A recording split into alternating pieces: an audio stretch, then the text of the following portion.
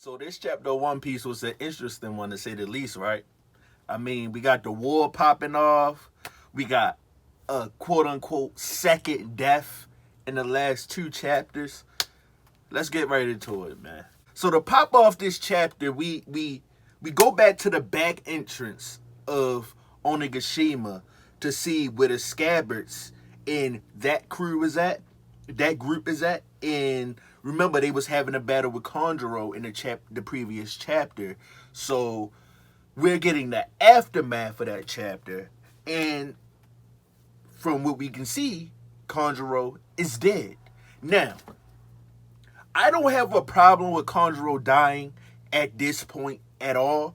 My problem is that it was done off screen. Like, what? It feels like everything is being done off screen, and I feel like we're missing out. Now, maybe Oda is saying, well, the anime is going to expand on it more, show more, so we'll be cool with that.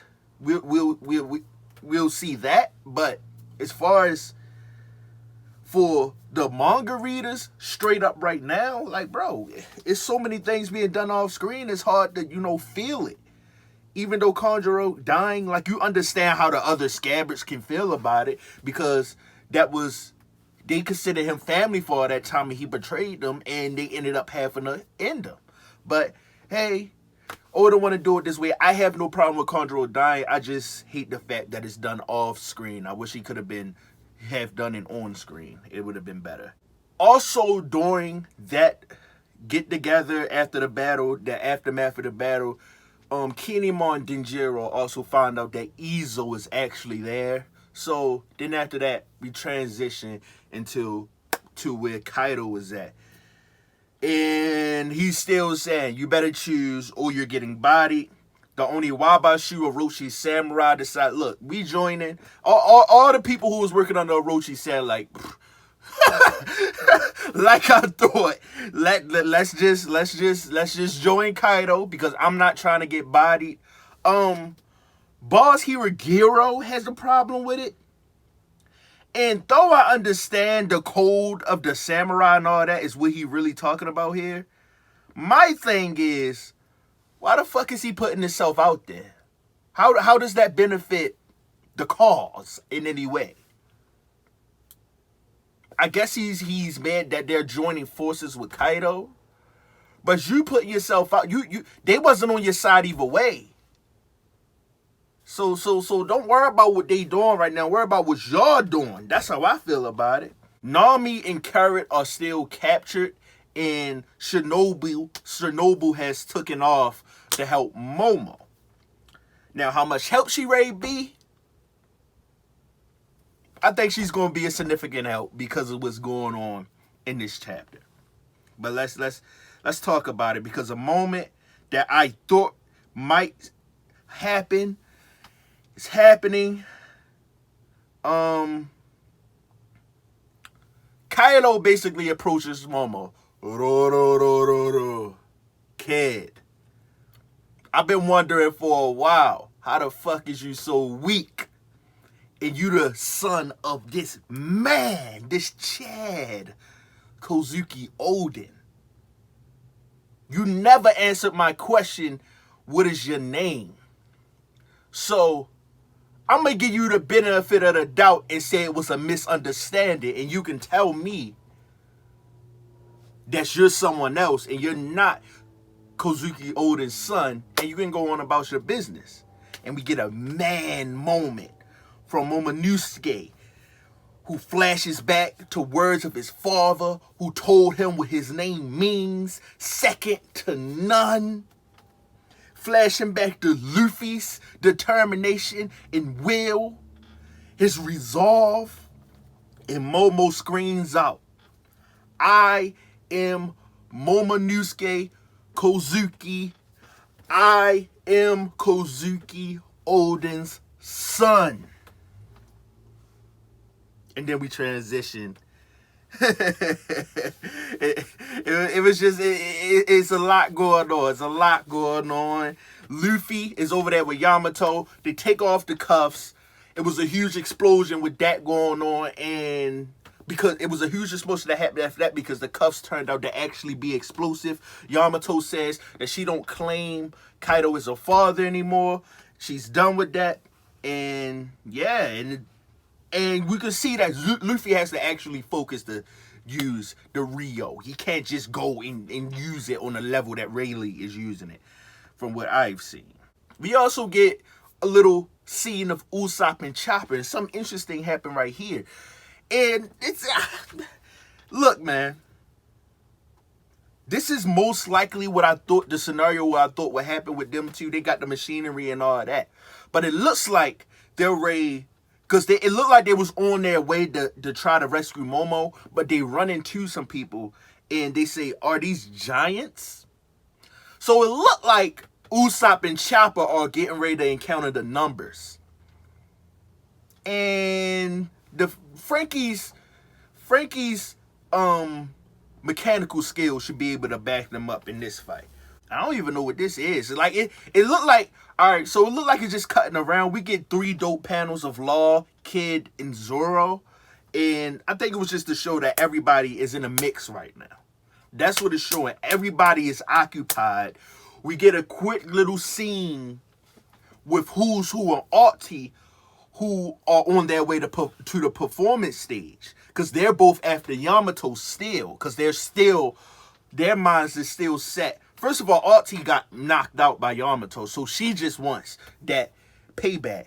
But Who's Who is still set on trying to take the position of a Calamity. So he'll be over there going after Momo, and whoever encounters because I don't know if Luffy and Yamato are going to get to the stage at the same time as Artie and Who's Who. Maybe Artie and Who's get there, but you got Kaido and all that going on. So after Momo gave his passionate speech about who he is, and Kaido's taken aback. I said this before.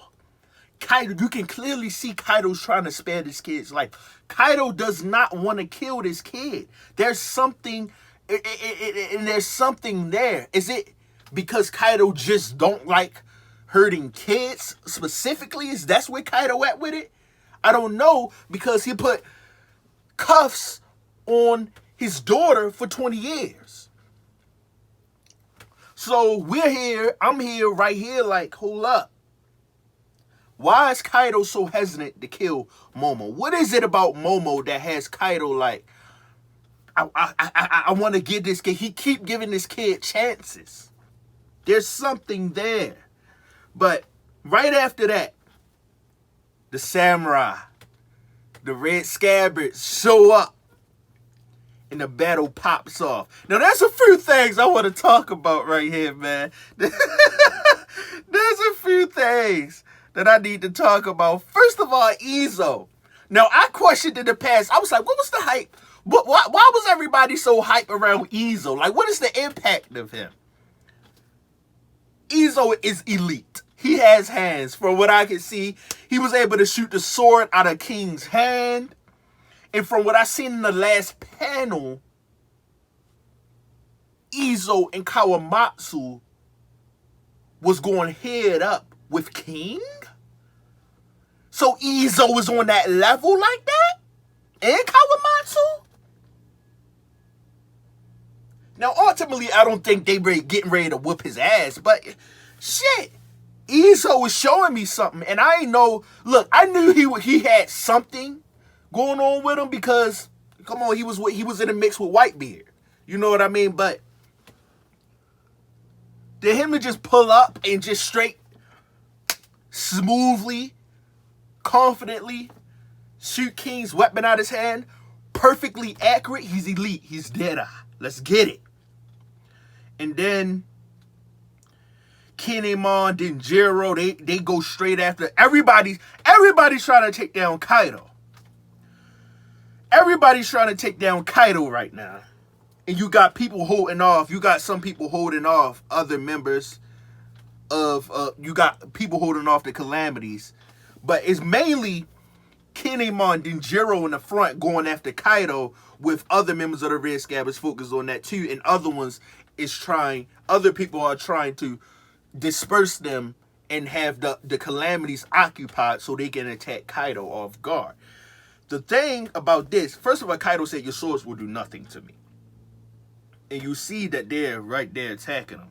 But what's really, really crazy, because the war's popping off, but what's really crazy and what's really scary right now is that Kaido has a flashback of Odin. Quick little flashback of Odin screaming, never come back to Wano. And Kaido, you can see it in his face.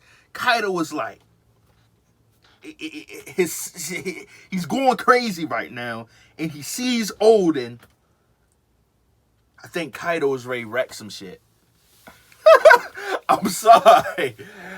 I have this feeling that they're going to do whatever their little attacks to Kaido. He's going to be relatively unfazed.